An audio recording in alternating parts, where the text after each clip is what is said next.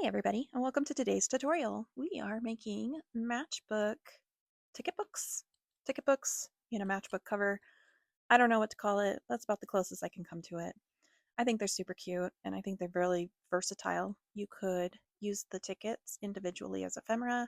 You could keep it all together as a book and make it Happy Mail. You could stick it in a journal. It can be by itself. Just sky's the limit, honestly. So the supplies we're using today, we've got scissors, obviously.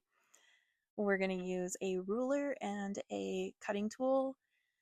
I prefer this with the cutting mat because I feel like it's more precise. If you would rather, you can always use a paper trimmer like this one. I just don't feel like my cuttings are ever very straight. They always get crooked. I've got my bone folder, I have a scoreboard, I have my art glitter glue. We've got the Distress Oxide in ground espresso. We've got a paper hole punch. We've got the tracing tool that's like a sewing tool, but we're going to use it for perforating. And we've got a pencil. And we've got bowl clips. And we've got our VersaFine Claire in Nocturne, an acrylic block, and some Tim Holtz stamps. Don't feel like you got to go out and get Tim Holtz stamps. Use whatever you have. There's really inexpensive stamps on Amazon. I've been gradually growing my collection, and so I'm really excited about it. I used the tickets one for the books that I already showed you, but today I used the advertisement ones, and I really like it. So I have some coffee dyed paper. This was a 12 by 12, which is a little unmanageable for me, so I cut it in half. So now it's a 6 by 12. You can use any size, any color, any type of paper you want. I would recommend it to be more than copy paper though, maybe like a lightweight cardstock. I think I use typically about 110-pound cardstock. That's my go-to.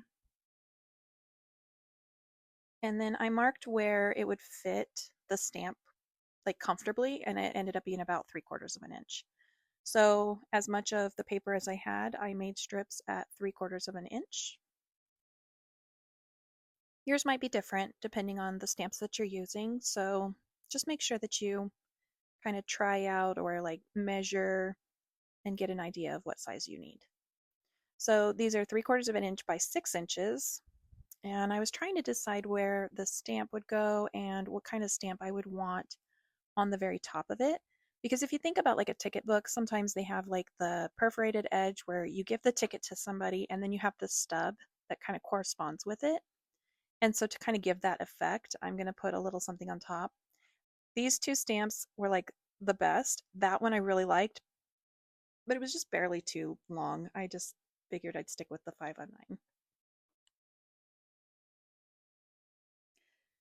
So I lined it up and I was kind of approximating like how big the paper needed to be, and I wasn't considering the fact that like there needs to be quite a bit of room at the top for you to glue or staple all of the tickets together. So I folded it in half and I was like, that should be good, but there's very little to work with at the very top.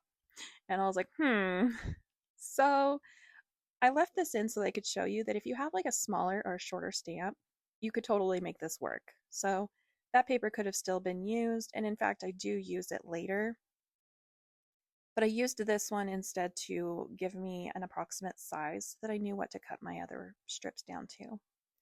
This one I ended up measuring at about 9.5 centimeters.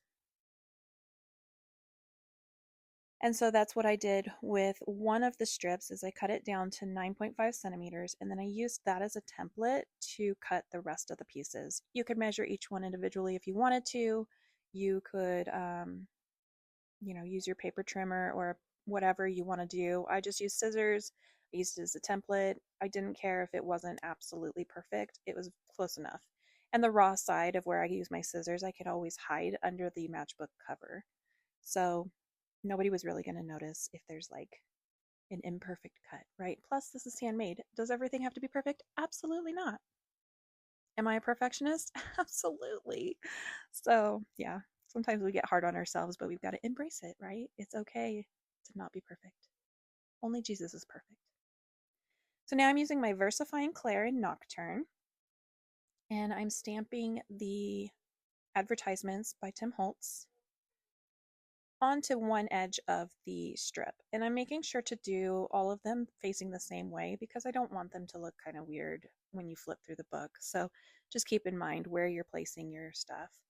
Everybody has their own way of cleaning their stamps, probably. I have multiple ways. One of them is just using a baby wipe. One of them is using this disposable paper towel that's like good for so many uses. And when it starts to fall apart, you just throw it away. It was really cheap. I got them at Walmart.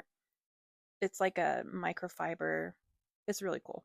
Anyway, you can use that with just water.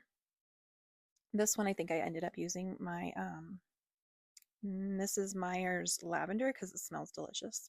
I think some people just tap their stamps on a spare piece of paper and that's good enough for them. But I'm over here like, no, they got to look brand new all the time. We wouldn't want things to look used and lived in around here.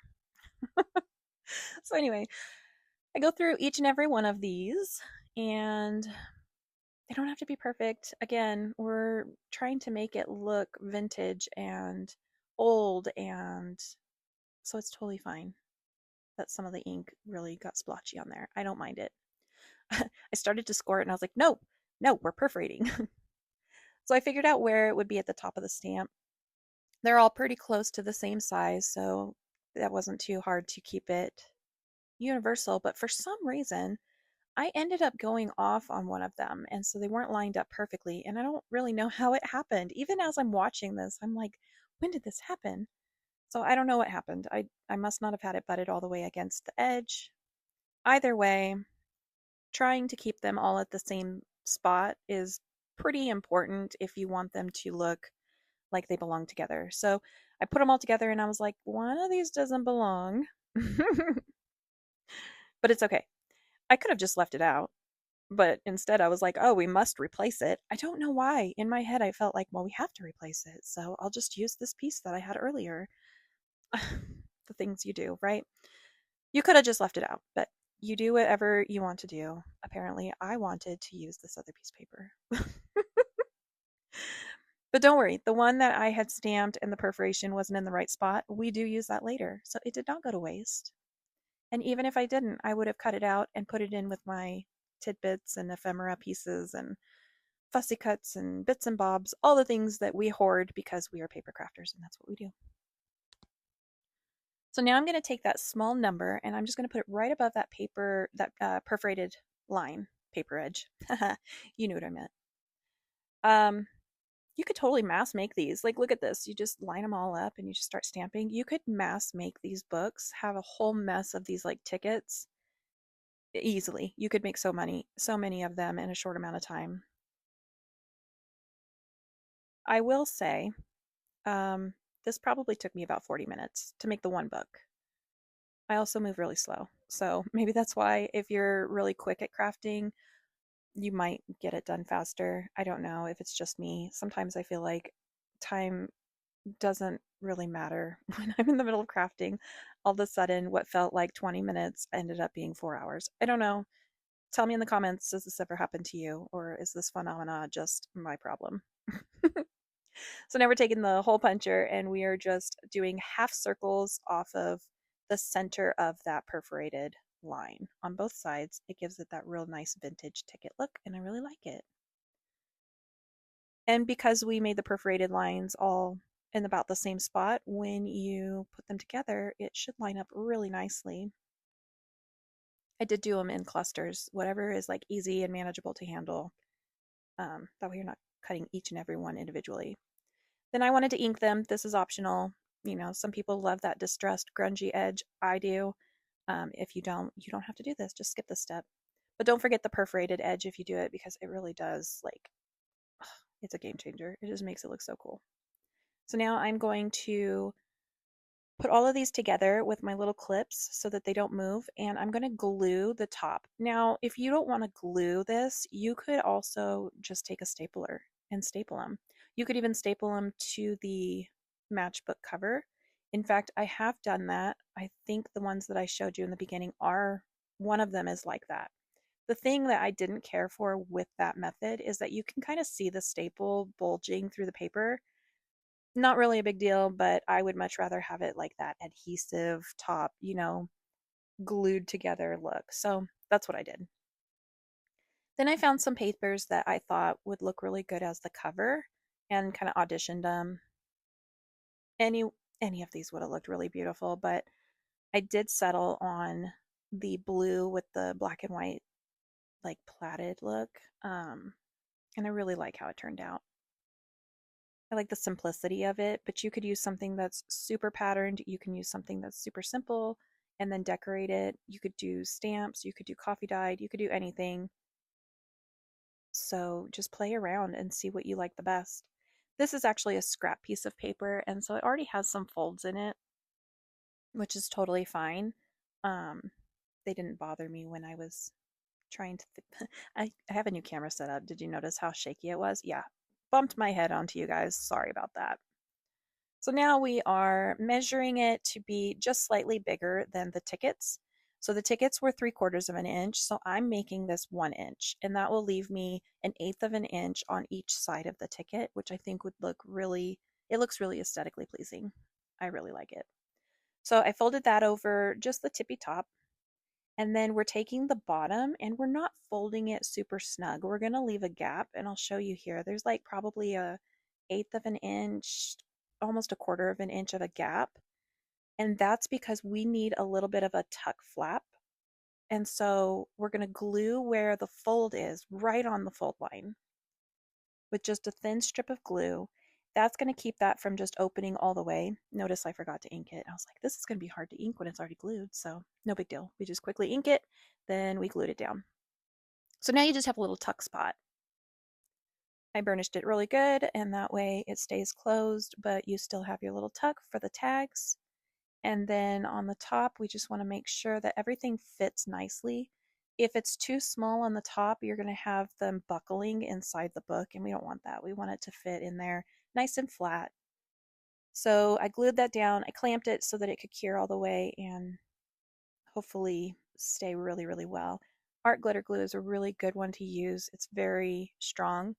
It cures really quickly, but sometimes it's nice to just be extra sure when you're putting in together a bunch of like a stack of papers like that. I want to make sure that it's not coming up. So I'm going to cut this little fold off. It's no big deal. The scrap is plenty big enough to work with. I tucked it in there. That way I kind of know where the fold should be at the top. So tuck it in, fold it over, figure out how much you want it to overhang on the back. Snip that down. I do like the look of rounded corners, but this is totally optional. You don't have to. So as I started to ink, I was like, no, I really want to round the corners. Oh, no, I went back and I inked that first. Oh, also, I glued the tickets down after I was done inking. So right here, just a little line of glue so that it doesn't just flop all the way open. Again, we're just trying to make it look like, I mean, you could have it flop all the way open if you wanted to, but I wanted to look like it's all sealed together. So now I was like, oh, I really want to round the corners on the back. And then we just ink all around it and get it ready to be glued onto our tickets. Let me know in the comments if you like the more grungy look or if you like the clean, kind of a new modern look. I'm always curious how many people really love the like vintagey, antique, been through some stuff. It's gone through dirt and and gotten rained on and coffee spills on it, and it's seen some stuff, right? That's the kind of stuff that I like. I like that old fashioned look. So taking something new and making it look aged is so fun for me. So I glued that all the way down in the back, made sure it's nice and dry and cured. And then I wanted to show off my super cool dangles. I am like obsessed with making these glue dangles, and I only have like 2 glue bottles, but I'm like, look. This one's so cool because those little beads look like they have like LED lights in them, and I love them. And the octopus is amazing. So here's my tub of my probably most used bits and bobs and tidbits. I have a whole mess more because we're paper crafters and we hoard every little thing that we cut out, right? Even if we're not sure if we'll ever use it. But these are my like go-to ones that I'm like, this is super versatile. I could use it on any project. And I have them all separated. Everybody has their own formulas for how they do clusters. Anybody hear my rooster? He's right by my window. Anyway, everybody has their own way of doing their clusters. I like to have kind of a main focal element in the back. Oh, Lord, Ruru. Then I like to have like a little piece, either a number or a word. Sometimes I like to have like a plain ticket or not ticket, what would you say, label, like a plain label, and then a fussy cut. Everybody has their own thing. I like odd numbers. If you like, having even numbers, that's totally cool too. You do you. If you like to ink them all up. If you don't, that's cool too. So for me, I'm inking up all my papers. I rounded the edges of that ticket and decided to use that as a focal. And then I felt like something was missing on the background, and so I decided to take my VersaFine Claire in Sand Dune. Words are getting really hard, guys. I'm starting to get nervous. And the fragments from Tim Holtz stamps, one of my favorites for just kind of embellishing a background. And the sand dune color is my favorite stamp pad. I highly recommend, if you don't already have it in your well, I don't know, in your stash, in your supplies, you should get it. Then I wanted to add a little bit more texture, and so I grabbed some cheesecloth and a produce bag because I wanted to see which one I was going to use, and I felt like the produce bag was just too heavy for this particular project, so I went with the distress dyed cheesecloth. Again, embellish the way that you like things embellished. I have kind of a method or a formula that it's like my go-to, and I kind of feel like I need to venture out, but I don't know. When you like something and it's not broke, why fix it, right? So I just keep doing this where I put a little bit of the fabric or lace, or for instance, right now, the cheesecloth on the back of everything, and then I just add my little embellishments in a way that's aesthetically pleasing to me. That cute old-fashioned automobile is adorable, and so is the 76 cent or 79 cents. That's from um, the printable kits from Pink Monarch Prints. Seriously, my go-to. I love their stuff. So we're going to glue that down and make sure that it's centered on the flap and that it's not gluing anything down that doesn't need to be glued down. I was going to use these charms that I have. I wasn't feeling it, so I auditioned it anyways, but ultimately I didn't want a charm on it. It would be cute. You could add a charm. So we put those away, and then this is what we have. And I'm actually really happy with how this turned out. The cover is absolutely adorable. It definitely gives vintage advertisement vibes. If you like this project, I hope that you um, recreate it, make your own. I would love for you to tag me in it if you make one and show me what you've made. I love seeing your guys' stuff. I love the community that we have and creating things. And so please feel free to tag me, comment, like, subscribe, follow, all the things. I really enjoy this community of ours where we do paper crafting and we share ideas with each other and we encourage each other. It's the best. Like, in a world full of crazy, it's nice to just have something that brings you joy. And this brings me joy. So again, lots of ways to use this. I think these are beautiful. You can tear them out and use them as little bits of ephemera. You can keep them together and use it as a whole piece. You could stick it in a journal. You could send it to a friend. Sky's the limit, right? How cute is this? I hope you enjoyed this video. Thank you so much for hanging out with me. Bye.